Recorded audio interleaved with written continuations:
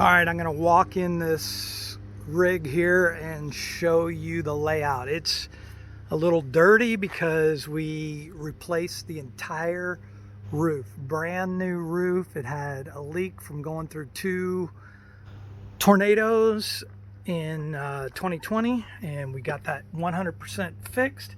So now we walk in this living room. These are two 72-inch fold out jackknife couches. It's a 13-foot slide out. You can see it's pretty roomy in here. The pass through, above bed, above cab bed, oak cabinets.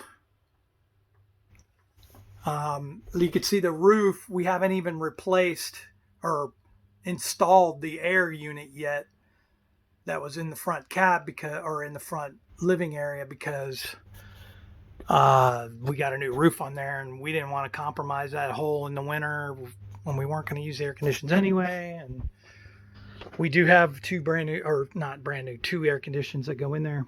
This is one thing this is a 12-volt light, as well as this and this. These are 12-volt lights from the 12-volt system.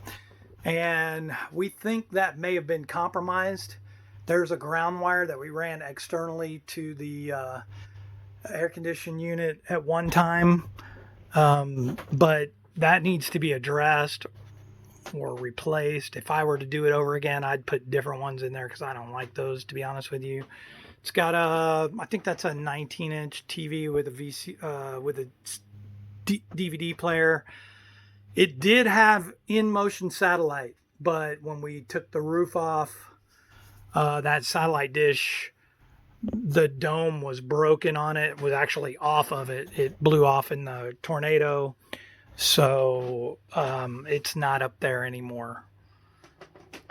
Then you've got your dinette with under storage.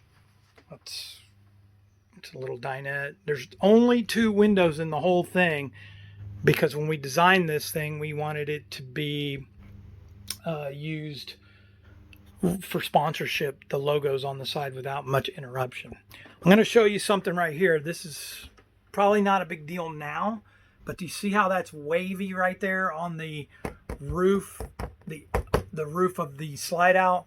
That's because it had a little bit of water intrusion.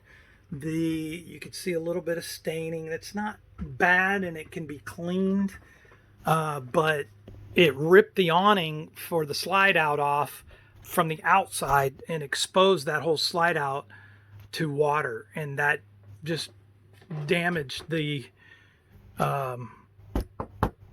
melanite. Same thing happened right here with the air conditioning unit. You can see that little stain. Now, all that is like 1/8 inch or 16th inch, whatever size it is, melanite, thick melanite. Right there, you can see it. But to replace that, you would have to take these cabinets out because it goes the full length. So you'd have to take both sides of the cabinets out. Can it be done? Absolutely. They were put in after the roof was put on, so yes. Now this one would be a little more difficult. You can see there was a little bit of, see that little bow right there? That's because there was a little bit of water intrusion.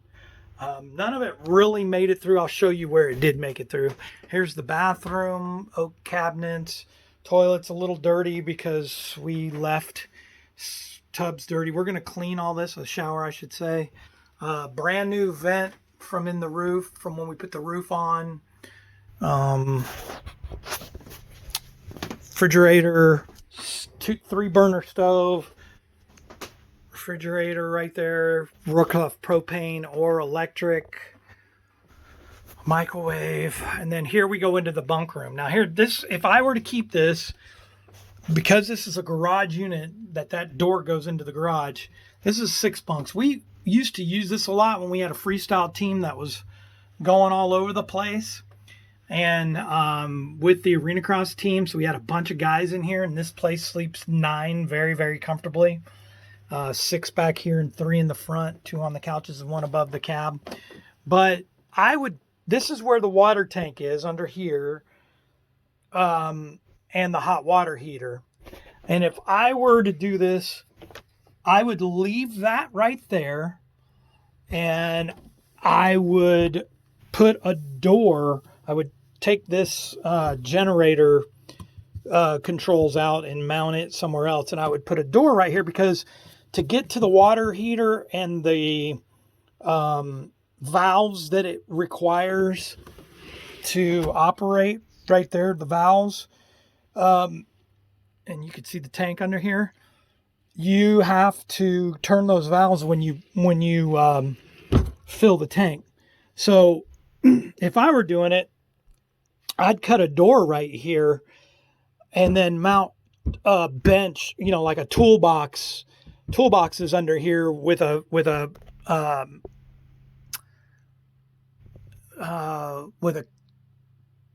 stainless steel countertop to go all the way across here, and then make this whole bunk area. I'd take this wall out and all these bunks out. Each bunk's got electrical, by the way, and a cubby, by the way. And I would take this wall out and this door out, and I would extend this garage and use this whole thing as a bigger garage. Because right now, this is a pretty short garage. I think it's only like 6 feet. It'll hold dirt bikes. But one other thing I should show you. So there's a brand new vent right there.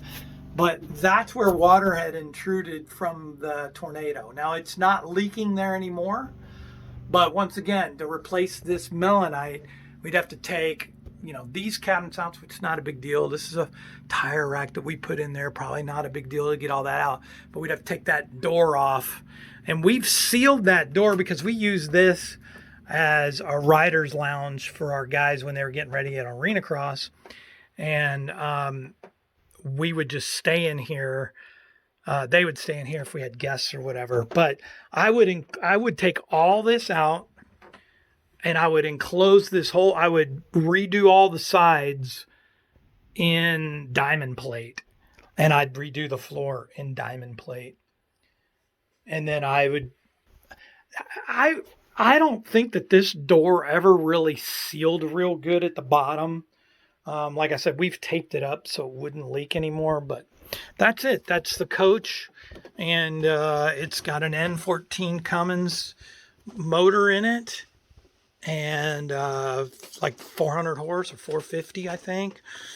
Runs really good. It's got a lot of miles on it, almost 1 million, if not 1 million miles on it.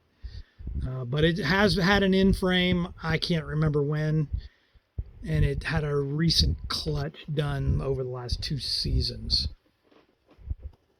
To keep up with Team Faith, be sure and like us on Facebook, follow us on our Instagram page, and like and subscribe our YouTube channel.